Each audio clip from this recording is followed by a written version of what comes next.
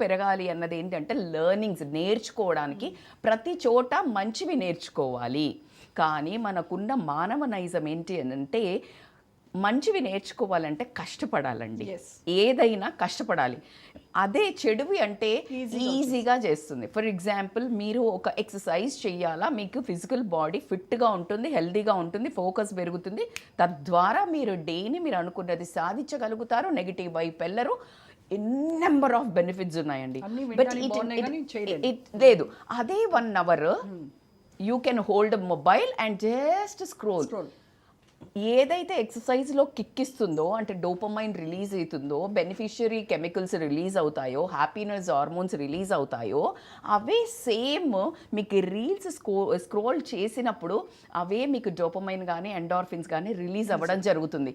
So you are happy, నువ్వు చేసినంత feel అవుతున్నావు. సో ఆ చేయడానికే కష్టపడాలి. కష్టపడకుండానే నీకు ఆ కిక్ వస్తుంది. మీరు ఏది చూస్ చేసుకుంటారు? Obviously second one. ఎగ్జాక్ట్లీ.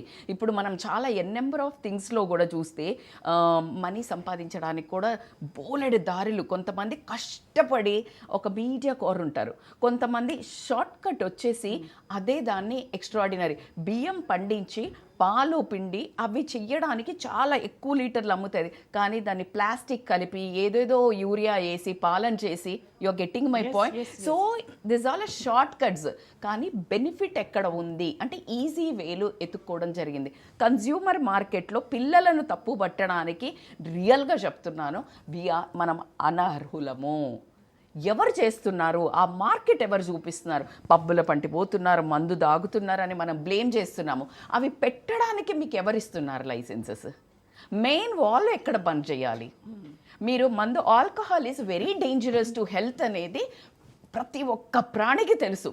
కానీ ఈరోజు ప్రతి పెళ్ళిలో, ప్రతి ఫంక్షన్లో తల్లిదండ్రులే పిల్లలకు ఒక కౌంటర్ విడిగా పెడుతున్నారా లేదా?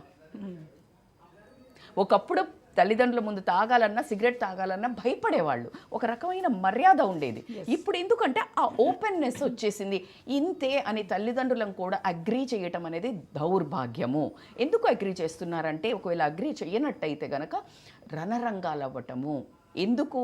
వేరే వాళ్ళు ఒక 20%, 40%, 50% ఇది స్టేటస్ అనో, ఇది సింబల్ అనో, పిల్లలకు ఒక స్టైల్ అనో చూపించటం వల్ల, వాళ్ళు మీడియాలో ఇది కామన్ అని చూపించడం వల్ల, అందరు చేసేది నెట్ఫ్లిక్స్ అనుకోనివ్వండి, మీకు ఇలాంటివన్నీ, దెన్ ఆ పేరెంట్స్కి వీళ్ళు నరకం చూపిస్తున్నారు. మీరు నారో మైండెడ్, మీకు చేత కాదు, మీరు డబ్బులు సంపాదించలేరు, మీరు ఇవ్వట్లేదు అని వీళ్ళను ప్రెషర్ చేయడము.